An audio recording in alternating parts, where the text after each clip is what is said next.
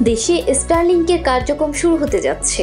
আগামী 9 এপ্রিল স্টারলিংকের পরীক্ষামূলক কার্যক্রম শুরু করার তথ্য দিয়েছে বাংলাদেশ বিনিয়োগ উন্নয়ন কর্তৃপক্ষ।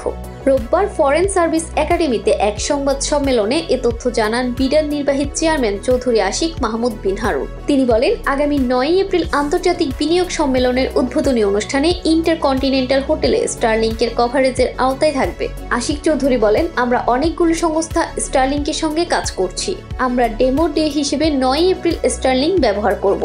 সুতরাং বিনিয়োগ সম্মেলনের উদ্বোধনী অনুষ্ঠান সেটা বিভিন্ন ধরনের সামাজিক যোগাযোগ মাধ্যমে লাইভ সম্প্রচার করব।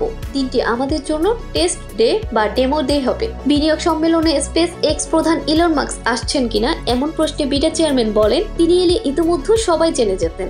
এখন পরীক্ষামূলকভাবে চালু হচ্ছে। 90 দিনের মধ্যে পুরোপুরি আনার লক্ষ্য নিয়ে কাজ চলছে। পুরো মাত্রায় যখন চালু হবে তখন মাস্ককে আনার চেষ্টা করবে সরকার। দেশে প্রত্যক্ষ বিদেশি বিনিয়োগ বাড়ানোর লক্ষ্যে আগামী 7 থেকে 10 এপ্রিল অনুষ্ঠিত হবে ঢাকা আন্তর্জাতিক বিনিয়োগ সম্মেলন। দুদিন আগে শুরু হলেও 9 এপ্রিল সম্মেলন উদ্বোধন করবেন প্রধান উপদেষ্টা অধ্যাপক মোহাম্মদ ইউনুস। আশিক চৌধুরী বলেন, আমরা মূলত 5টি প্রধান খাতে বিনিয়োগের সুযোগ তুলে ধরব। নবায়নযোগ্য শক্তি, ডিজিটাল অর্থনীতি, পোশাক ও টেক্সটাইল, স্বাস্থ্যসেবা ও ফার্মা এবং কৃষি প্রক্রিয়াজাতকরণ। প্রতিটি বিষয় আলাদা সেশনে আলোচনা করা হবে, যেখানে বিভিন্ন দেশের ব্যবসায়ী প্রতিনিধিরা উপস্থিত থাকবেন।